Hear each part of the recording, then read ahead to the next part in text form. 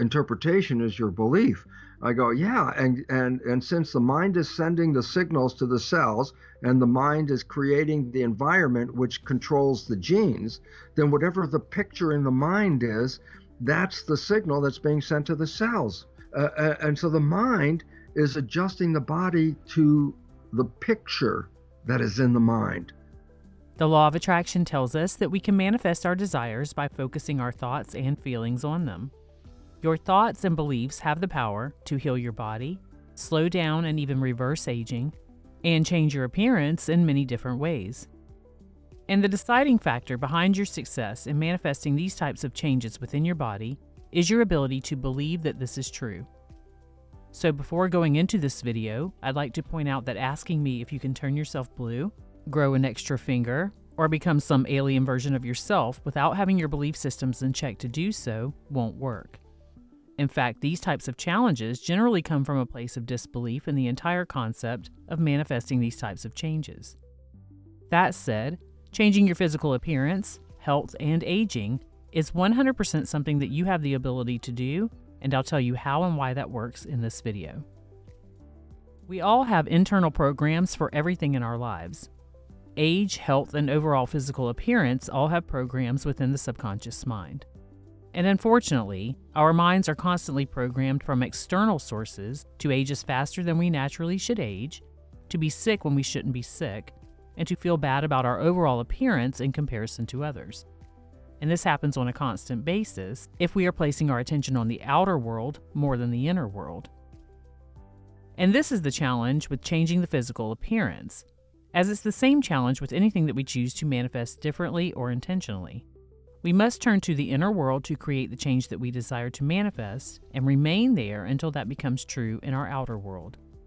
New information, such as videos like this, help us to do that. All of our internal programs are learned from our elders, peers, authority figures, the news, our schools, religions, and so on. And most of these people in our lives and within these organizations have also been programmed by others. So they are only passing any negative programs on to us as they learned them from other people. The thoughts that they think and pass on are generally not their own.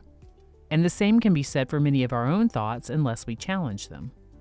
The issue that arises is that sometimes we don't even realize that we are using these old, outdated programs that belong to someone else to navigate our own lives.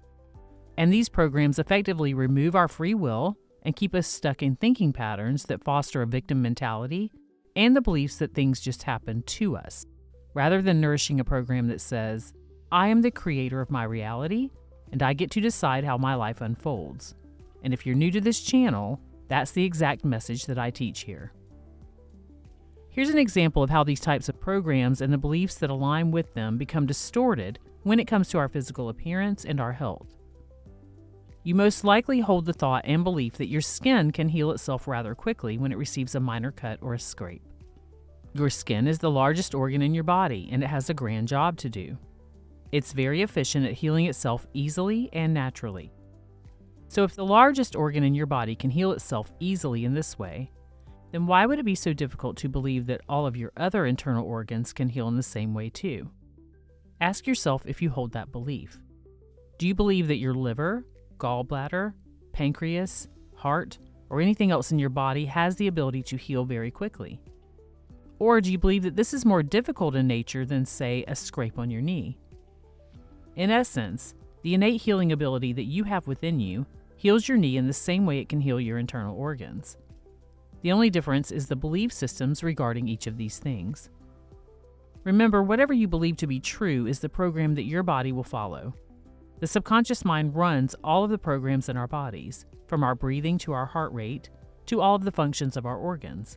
And it does all of this without us having to consciously think about it. And thank goodness, because that's a very enormous job and scope.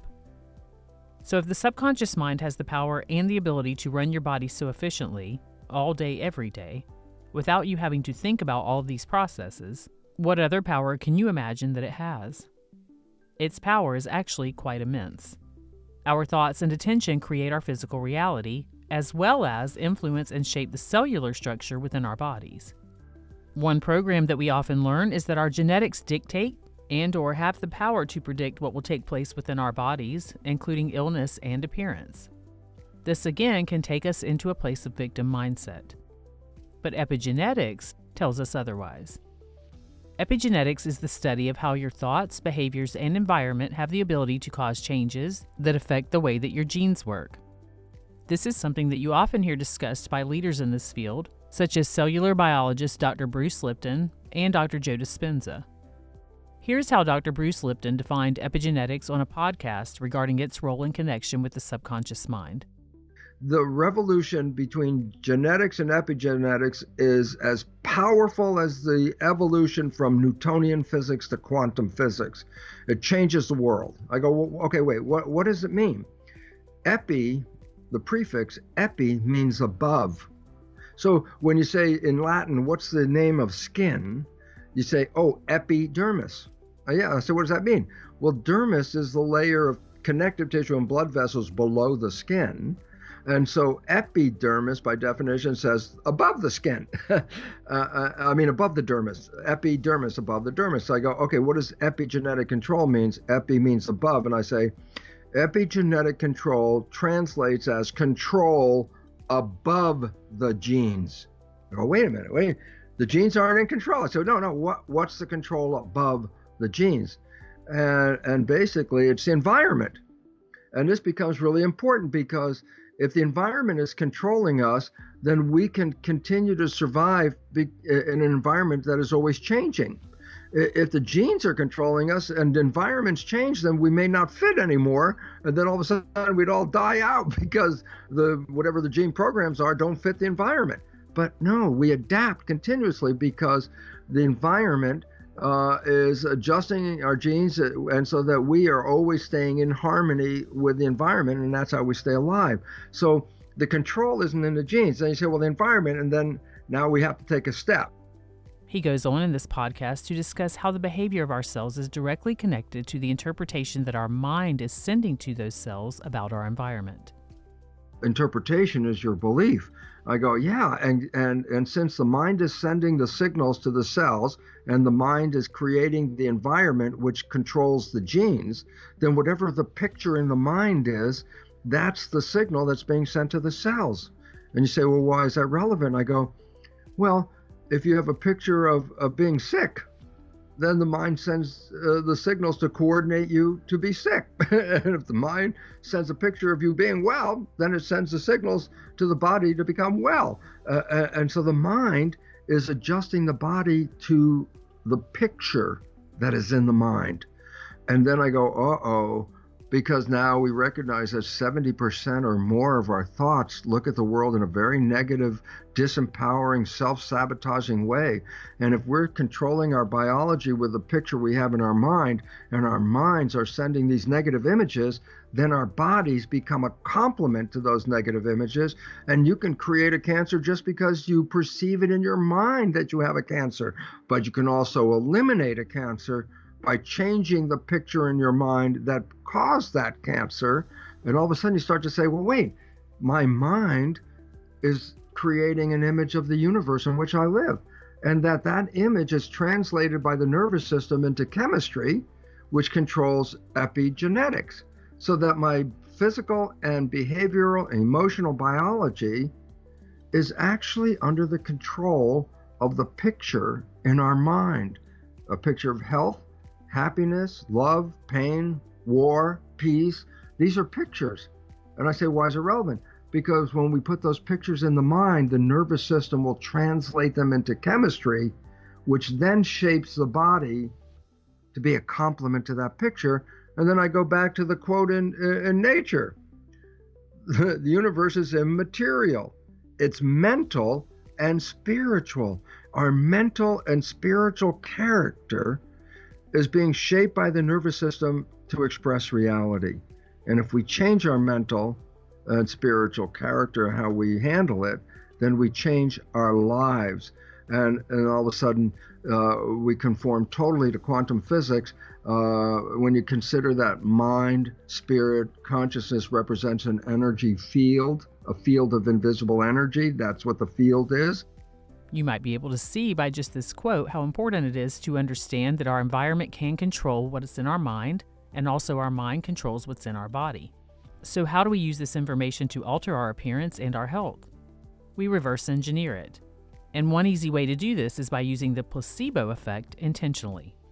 The placebo effect, which Dr. Joe Dispenza dedicated an entire book to, and one that I highly recommend reading if you're interested in this subject, is a psychological concept that says that a beneficial effect is produced by a placebo drug or treatment, generally something fake such as a sugar pill, rather than a pharmaceutical drug. Because the effect cannot be attributed to the properties of that treatment, because it's not real, it's attributed to the patient's belief in that treatment. Now let's go back to what Dr. Bruce Lipton said. When we put those pictures in the mind, the nervous system will translate them into chemistry, which then shapes the body to be a complement to that picture. That's such a powerful statement. So we need to combine an outer source with a mental image of what that source can provide for us. Or just hold a very strong mental image that we believe in. For example, I know a woman who went to sleep every night imagining that angels were gently tightening the skin on her face as she slept, and she effectively removed the wrinkling in her face by doing this. So back to the placebo effect. When we combine a placebo with the law of attraction, our beliefs change and magical results follow. To do this, you only need to look up a natural or spiritual remedy to the physical change that you're desiring. Or you could find something very ordinary, such as a piece of candy. You can think of that piece of candy as like a pill, a pharmaceutical drug, and impress it with your intention to make the change. A successful placebo is only dependent upon your expectation that it's going to work. So you only need to A. Choose your placebo, B. Impress it with the intention of your desire, and C. Use it consistently to manifest the change. It's actually just that simple. For example, some people believe that when they speak their intentions into a glass of water and then drink that water, it will create a change within them that manifests their outer world accordingly. And I've also seen this create amazing results because of the placebo effect. It all boils down to your belief systems. According to Dr. Lipton, a minimum of 1/3 of all medical intervention is placebo effect. That's the result of positive thinking, not the result of drugs. So healing your body, reversing your age, and changing your physical appearance with the law of attraction is a simple process that only requires an open mind and a little bit of focus. Continue with persistence to impress your image upon your mind until you believe it to be true, and then you will reshape your body. If you are interested in using a meditation that I've created to help heal your body, I will leave a link to that meditation in the description of this video, and I will say that I've had a ton of successful testimonials regarding this meditation. Also, if you have a tip for others on how you've changed your physical appearance using the law of attraction, please leave that in the comment section so that others can benefit.